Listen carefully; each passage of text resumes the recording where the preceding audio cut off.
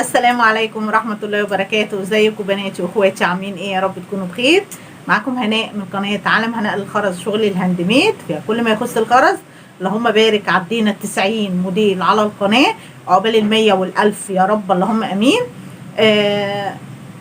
قناتنا اتميزت بشغل الشنط الخرز واللولي. عندك معظم الورش هتلاقيها حصري تنفيذا. اتميزنا بالشنط اللي فيها غرز مركبة، زي شنطة هنا وزي شنط كتير هتلاقيهم عندك على القناة فيها غرزة مركبة، لا منها رباعي ولا ثلاثي، بس شكلها في منتهى الروعة واخر شياكة. وما تنسيش عندنا كمان اكسسوارات كتير، كنز اكسسوارات يا بنات على القناة. لو انت عندك لولي باقي منك من الشغل وخرز، ما تفوتيش ولا حاجة، كله شغليه، هتشتغلي بيه شوية اكسسوارات حلوين، ممكن تطلعيها كادو على الاوردر او تعمليها لنفسك. ولو انت مبتدئة واول مرة تدخلي عندي، ما تنسيش عامله لك كورس كامل لشغل التعليم، شغل الشنط للمبتدئين. هتفضلي ورا الكورس ده واحدة واحدة لغاية ما بأمر الله هتبقي من مبتدئة المحترفة بأمر الله. الكورس كل مره بسيبهولك في الفيديو تحت في صندوق الوصف. فين صندوق الوصف؟ هتدوسي على كلمه المزيد اللي تحت الفيديو جنب كلمه كم مشاهده، هتلاقي كلمه المزيد، دوسي عليها هيوصلك لصندوق الوصف والجميع اللينكات اللي انت محتاجاها كمبتدئه. وكمان حطيت لك في الكورس شنط صغيره علشان تبتدي تمرني ايدك فيها واحده واحده. طيب بالنسبه للناس اللي بعتين لي على الفوانيس، انا شايفه انه بدري قوي، بس عموما انا هقول لكم انا مش هعمل فوانيس السنه دي للامانه. انا همشي في طريقي زي ما انا ماشيه في شغل الشنط. خلينا قناتنا تبقى متميزه بحاجه معينه، خلينا نمشي كده في طريقنا زي ما احنا ماشيين. اكسسوارات وشنط بامر الله، قدام شويه هنزل لكم شويه اكسسوارات حلوه قوي برضو بامر الله. فللامانه انا مش هشتغل فوانيس السنه دي عشان الناس اللي بتبعت لي. عندي كذا فانوس على القناه يا قمر، عايزه تتفرجي عليهم وتشوفيهم، هيعجبوكي قوي. هم برضو الترند وعاليين قوي، حاجات باللولي وحاجات اركيت، برضو حاجات حصري محدش كان عاملها. تمام، خلصنا من موضوع الفوانيس عشان الكتير اللي بيبعتوا يسالوني، ومش عارفه ان انتوا مبتدئين بدري قوي، بس يلا ربنا يوفقكم يا رب، اللهم امين. في قنوات كتير متخصصه في شغل الفوانيس احسن مني 100 مره، تابعوها. واللي بيسالني بقول له على قنوات كتيره انا نفسي اتعلمت منها قبل كده. عندك 4 موديلات ميداليه على القناه، ممكن ان انت تمرني ايدك الاول في الميداليات طالما انت مبتدئه، وبعد كده ابتدي في شغل الفوانيس. عندك برضو كذا فانوس على القناة، فانوسين باللولي او 3 يا نغم، مش كده؟ 3 فوانيس باللولي. عندك فوانيس بالخشب الاركيت، تحف برضو موجودين عندكم على القناة. طيب برضو في كام سؤال كده، بما انكم رجعتوا للدراسة، فبنات بعتلي يا طنط احنا هنبتدي دراسة واهالينا مش حابين ان احنا نكمل شغل علشان دراستنا. طيب طبعا هم عندهم حق، انا مش هقولك ان هم غلط، هم عندهم حق، بس انت تقدري تغيري المفهوم ده ازاي؟ ان انا انظم وقتي. اولا لو انت عامله صفحه ومجموعه ما ينفعش ان انت توقفيها، لان مجهودك ضاع. لو وقفتي يوم ما نزلتيش فيه ريلز ولا صوره ولا اي حاجه، انت كده ضيعتي مجهود الكام شهر اللي انت اشتغلتي فيهم. حاولي تنظمي وقتك، ولو كل يوم تاخديلك ساعه تشغلي صفحتك، تمام؟ لغايه ما تنظمي وقتك، دروس بقى، مدرسه، واجبات، كل حاجه تخصصي لنفسك يوم ولا 2 ان انت تشتغلي فيهم. انما توقفي صفحتك خالص ضيعتي مجهودك، وصفحتك كده هتقع مش هتشتغل تاني. فحتى لو انت حتى ما جالكيش اوردرات، شغلي الصفحه لحد ما صفحتك تكبر تكبر تكبر، هتبصي تلاقي الاوردرات جاتلك من تلقاء نفسها. تمام، دي نصيحتي ليكم. بس طبعا مفيش اهمال في دراستك، مفيش اهمال في دروسك، مفيش اهمال في واجباتك، كل ده طبعا لو انت اهملتي يبقى الاهل عندهم حق ان هم يقولوا لك وقفي. بس نصيحه مني، ما توقفيش، وفي نفس الوقت ما تهمليش دراستك، ما تهمليش دروسك، ما تهمليش صفحتك حتى لو ما عندكيش اوردرات، علشان صفحتك ما تقعش. تمام. طيب الكلام خدنا. النهارده جايين نعمل ايه؟ النهارده هنعمل شنطه قمر قمر قمر في موديل كده طالع ترند اليومين دول، بسيط قوي بس البنات كتير حباه. هنعمله مع بعض النهارده وان شاء الله يعجبكم. ما تبخلوش عليا باللايك وبالتعليق الحلو منكم، واللي ما اشتركش في القناه يشترك على طول ويفعل الجرس على زر الكل عشان يوصلوا كل جديد. ويلا بينا على ورشتنا نشوف هنعملها ازاي. يلا بينا. الشنطه اللي فيها 4 ألوان اللي نزلتها لكم على صفحتنا على الفيسبوك عالم هناء للخرز. عندي هتعوزي حوالي 100 جرام من السي سي بي الفضي. كل الالوان عندي مقاس 8. على فكره الموديل معمول بمقاس 10 بس انا معرفتش اوفق الالوان بمقاس 10 فاشتغلناها بمقاس 8. 10 هتبقى اكبر معاكي زي ما انت عايزه. تمام. ده الجراي ده كريستال مقاس 8. برضو ما لقيتش الدرجه في اللي هو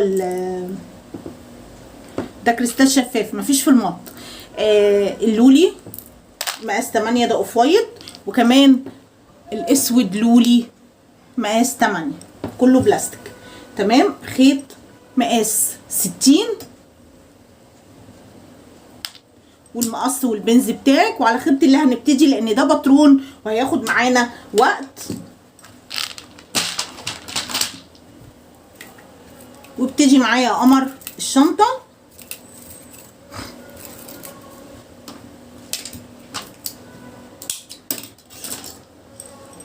نسمي بسم الله الرحمن الرحيم، والصلاة والسلام على أشرف المرسلين سيدنا محمد صلى الله عليه وسلم. ونبتدي شنطتنا. هنحط 4 خرزات كلهم باللون الأسود.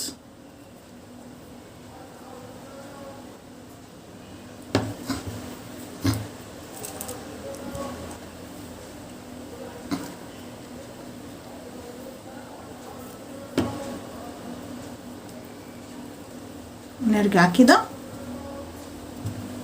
نعمل الحلقة، بعدين ندخل الطرف التاني جوه الحلقة ونعمل الغرزة الرباعية الأولى في الباترون بتاعنا. هنشتغل غرز رباعية بالعرض عشان نعمل أول سطر في الشنطة. هحط 2 في طرف وارجع كده واعمل الحلقة بتاعتي وادخل الطرف التاني جوه الحلقة واحط واحدة. يبقى كده انا عملت الغرزة التانية. الغرزة التالتة نفس النظام، 2 في طرف واحدة في طرف.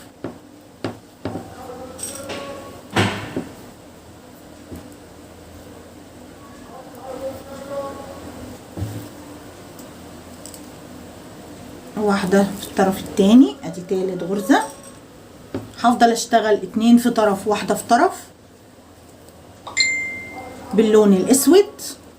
وهرجع اقول لكم عملت كام غرزة ونكمل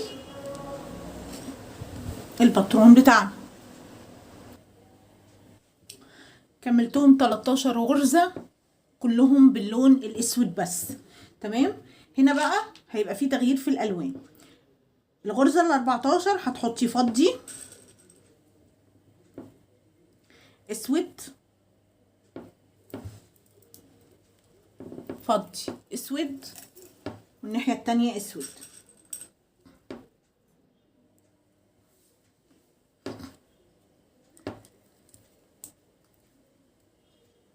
هنكرر تاني نفس الغرزة.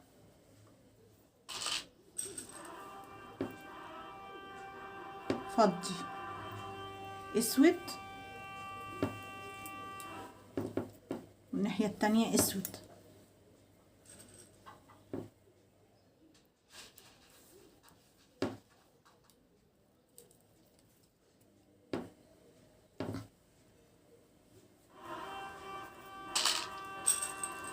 الغرزة التالتة فضي اسود والناحية التانية اسود. يبقى كده ادي 3 مرات فضي اسود والناحية التانية اسود.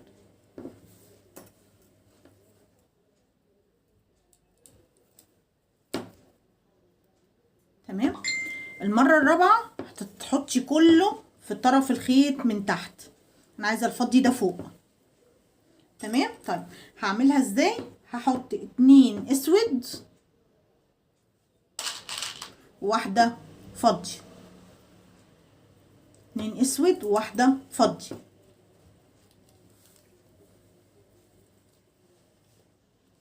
يبقى كده انا عندي العرض بتاع الشنطة 17 غرزة، 13 كلهم اسود و4 من فوق كلهم فضي.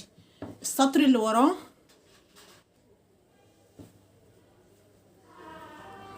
هنحط اللون الجراي 3.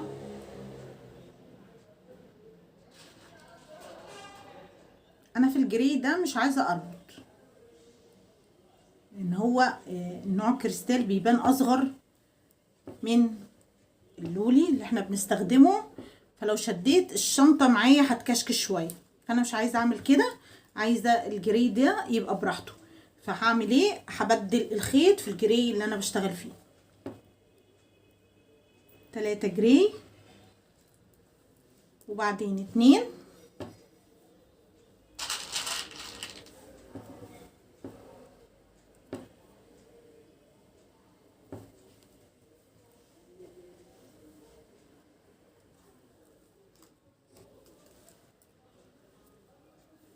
وبعدين 2 تاني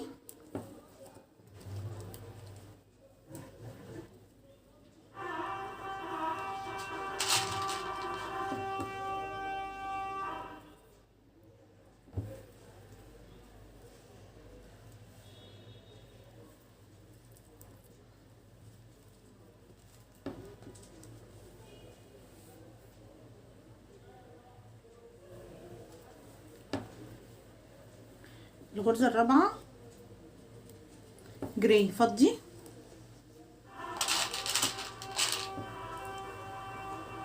هكمل السطر وارجع امليكم ترتيب الالوان عشان ما اضيعش وقتكم في الفيديو. سطر سطر هعمله وارجع امليهولك، وانتي ورقه وقلم جنبك كده واكتبي الباترون اللي انتي هتشتغلي بيه. استنوني. هعيد معاكم السطر التاني تاني. 3 جراي وبعدين 2 وبعدين جراي فضي جراي فضي جراي فضي 3 مرات، وبعدين فضي اسود، وبعدين باقي السطر كله اسود. تمام. السطر اللي وراه هعمله وارجع اقولك. السطر التالت يا بنات 3 اسود. تمام. 2 اسود مرة، 2 3 4 5 6 7، 7 مرات 2 اسود بعد ال3، 7 مرات 2 اسود وبعدين فضي اسود، 2 فضي، 2 جراي مرة، 2 3 4 5 6 مرات. بعدين تقلبي شغلك كده وبالخيط اللي من بره هتحطي 2 فضي. ده السطر التالت. يلا نشوف السطر الرابع. السطر الرابع يا بنات هتحطي 2 ابيض واحدة فضي. تمام. وبعدين فضي جراي، وبعدين 2 جراي مرة، 2 3 4 5 6 مرات 2 جراي، وبعدين جراي فضي فضي اسود مرتين، فضي اسود مرتين، وبعدين 2 اسود مرة، 2 3 4 5 6. تمام. ده السطر الرابع. نعمل الخامس. السطر الخامس 3 اسود في بداية السطر، 3 اسود وبعدين 2 اسود مرة، 2 3 4 مرات 2 اسود، وبعدين 2 فضي، وبعدين 2 جراي مرة، 2 3 4 5 6 7 8 مرات، وبعدين 2 فضي، وبعدين 2 اوف وايت مره واقلبي شغلك، وحطي 2 اوف وايت تاني واطلعي على السطر الجديد. السطر السادس 3 اوف وايت، وبعدين 2 اوف وايت فضي جراي، وبعدين 2 جراي مرة، 2 3 4 5 6 7 مرات، 7 مرات، وبعدين جراي فضي اسود، وبعدين 2 اسود مرة، 2 3 واقلبي وحطي المرة الرابعة واطلعي على السطر الجديد. تمام. السابع يا بنات 3 اسود، 2 اسود مرة، 2 3. تمام. وبعدين 2 جري مرة، 2 3 4 5 6 7 8 مرات، وبعدين 2 فضي، وبعدين 2 اوف وايت مرة، 2 3، والرابعة هتقلبي وتطلعي على سطر جديد. يلا السطر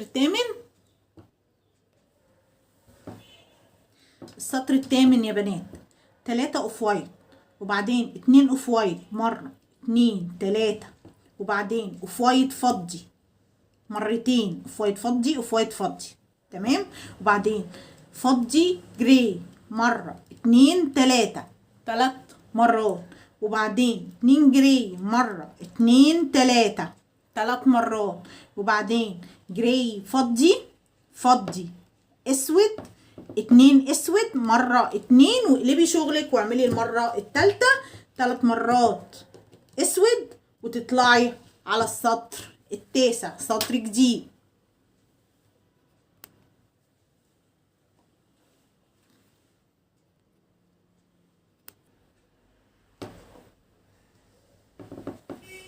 التاسع يا بنات 3 اسود، 2 اسود، 2 فضي، 2 جراي مرة، 2 3 4 مرات، 2 جراي، 2 فضي، 2 اوف وايت مرة، 2 3 4 5 6 7 8، وهتقلبي تعملي 10، يعني الباقي كله هيبقى اوف وايت. تمام كده 9 غرز. طبعا هي ايه، نفرد كده عشان في تفاوت في المقاسات. كده 9. يلا بينا نعمل 10 سطر. السطر العاشر 3 اوف وايت، وبعدين 2 اوف وايت مرة، 2 3 4 5 6 7 8 مرات، وبعدين اوف وايت فضي جراي، 2 جراي مرة، 2 3، بعدين جراي فضي، 2 اسود اللي بشغلك وحطي 2 اسود تاني. فاضل لنا سطر واحد هخلصه وارجع اوريهولكم. السطر ال11 والاخير يا بنات 3 اسود فضي، 2 جراي مرة، 2 3 مرات، وبعدين 2 فضي، 2 اوف وايت لغاية الاخر.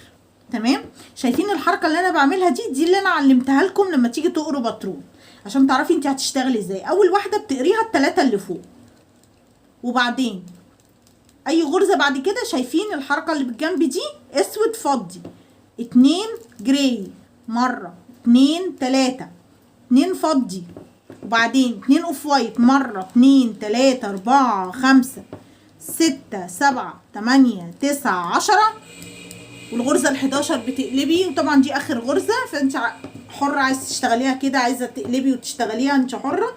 انا الخيط بتاعي خلص و توهت الخيط بتاعي، ربطته وتوهته.